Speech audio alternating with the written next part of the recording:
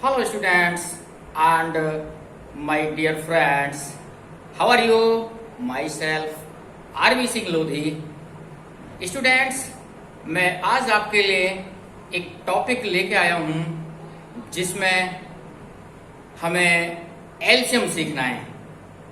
और उस टॉपिक को स्टार्ट करने से पहले मैं आपको कुछ प्रीवियस नॉलेज की जानकारी देना चाहूँगा कि हमें टेबल्स बहुत अच्छे ढंग से लर्न होने चाहिए।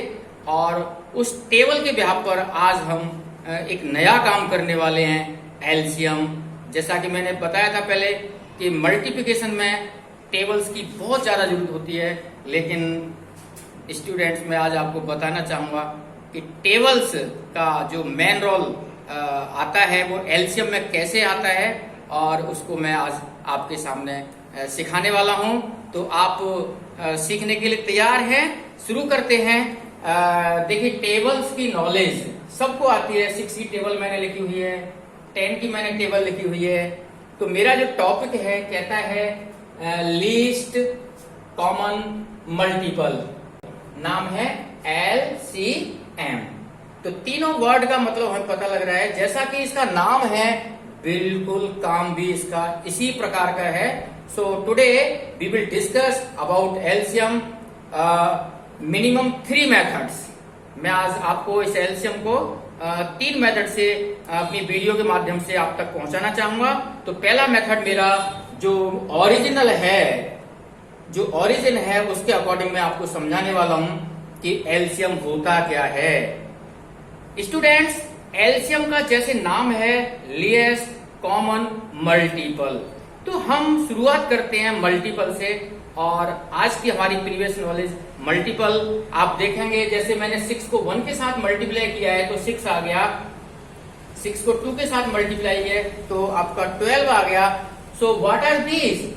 आप यहां से देखिए कि जो 6, 12, 18 जो भी इसकी टेबल में आ रहे हैं 6 की में, ऑल आर मल्टीपल्स। तो मुझे लग रहा है क्लियर हो गया होगा। सिमिलरली 10 की टेबल में देखें जरा, 10 1 जा 10, 10 2 जा 20, इस तरह से ये 30, 40, 50 जो भी 100 तक और भी आगे आने वाले हैं। तो मल्टीपल्स क्या है कि टेबल में जिसको मल्टीप्लाई करते हैं एक रिजल्ट आता है, प्रोडक्ट आता है, और वही प्रोडक्ट मल्टीपल्स कहलाता है। तो स्टूडेंट्स, मल्टीपल्स की कोई लिमिट नहीं होती, वो कितने भी हो सकते हैं। जैसे मैं 10 को 30 के साथ मल्टीप्लाई करूंगा तो एक नया मल्टीपल 30th मल्टीपल बन जाएगा। मैंने यहाँ 10 मल्टीपल दिखाए हैं आपको। जैसे मैं कहूं कि भाई 7 मल्टीपल ऑफ 10 बताइए क्या होगा, आपका आंसर आने वाला होगा 70। तो ये क्वेश्चन एग्जाम में पूछा जाता है, तो ये मैं प्रीवियस नॉलेज को आपके सामने शेयर कर रहा हूं और आपको अच्छी भी लग रही होगी। मैं कहता हूं बताइए 5th मल्टीपल ऑफ 6, तो सभी का आंसर तैयार होगा। 5th मल्टीपल ऑफ 6 यानी 6 की टेबल 5 तक पढ़नी है, आंसर 30। अच्छा, एक बात बताओ जरा, सीखने के लिए मैं बताना चाहता हूं। मैं कहता हूं 5th मल्टीपल ऑफ 18, आंसर क्या आने वाला है बताओ?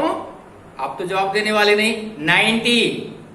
तो कोई भी मल्टीपल हम किसी भी टेबल का पूछें तो हम बता सकते हैं, निकाल सकते हैं। तो आज का मेरा टॉपिक स्टार्ट होता है मल्टीपल से, और हम इसको कैसे एंजॉय करते हैं। मेरे साथ आराम से पढ़ना है, सबको सीखना है। तो मेरा क्वेश्चन देखें जरा, find the LCM of 6 and 10। तो जब इसका हमें एलसीएम निकालना है, और एलसीएम एक नंबर का नहीं निकाल सकते। एलसीएम हम 2 या 2 से ज्यादा नंबरों का निकाल सकते हैं। नंबर छोटी भी हो सकती है, नंबर बड़ी भी हो सकती हैं। और मैथमेटिक्स की तो मैंने बताई थी कि स्टार्टिंग वो छोटे से करते हैं, और जब कोई विशेष परेशानी आती है तो फिर वो उसका शॉर्टकट निकालते हैं। तो हम सारी बातें करेंगे। तो मैं अब आपके साथ तैयार हूं इस क्वेश्चन को सॉल्व करने के लिए। मेरे पास टेबल भी है। अब मैं क्वेश्चन को सॉल्व करता हूं। तो मुझे सबसे पहले मल्टीपल की जरूरत है, और 6 और 10 का निकालना है मुझको एलसीएम। तो मुझे 6 के मल्टीपल चाहिए और 10 के चाहिए इस क्वेश्चन के लिए। बाकी जैसा क्वेश्चन होगा उसके अकॉर्डिंग वर्क करेंगे। सो स्टूडेंट्स, मैं यहां से लिखना स्टार्ट करूंगा। सॉल्यूशन में सबसे पहले मल्टीपल्स ऑफ 6 अब इसकी कोई लिमिट नहीं है, वैसे मैं कम से कम लिखूंगा तो कोई लिमिट तो है नहीं, तो इसके मल्टीपल मुझे आसानी से पता लग चुके हैं, मैं लिखने वाला हूं 10। सिमिलरली मल्टीपल्स ऑफ 10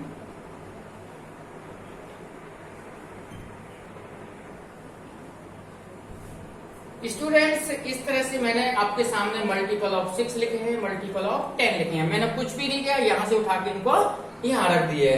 अब मेरा अगला स्टेप स्टार्ट होता है, आप उसको ध्यान से देखेंगे तो मल्टीपल ऑफ 6, मल्टीपल ऑफ 10। अब मेरा वर्ड एक तो हो गया पूरा, मल्टीपल तो मैंने लिख लिए। अब मैं कॉमन की बात करता हूं कि इसमें कॉमन मल्टीपल देखना चाहता हूं, तो मेरा अगला स्टेप आएगा कॉमन। देखिए मेरे साथ साथ आप, कॉमन मल्टीपल्स। तो कॉमन मल्टीपल्स देखने के लिए आपको और हमको दिखाई दे रहा है क्या 6 दोनों में कॉमन है? नो। 12 नो। एक लाइन को आपको पकड़ के चलिए, दूसरी में अपने आप दिख जाएगा।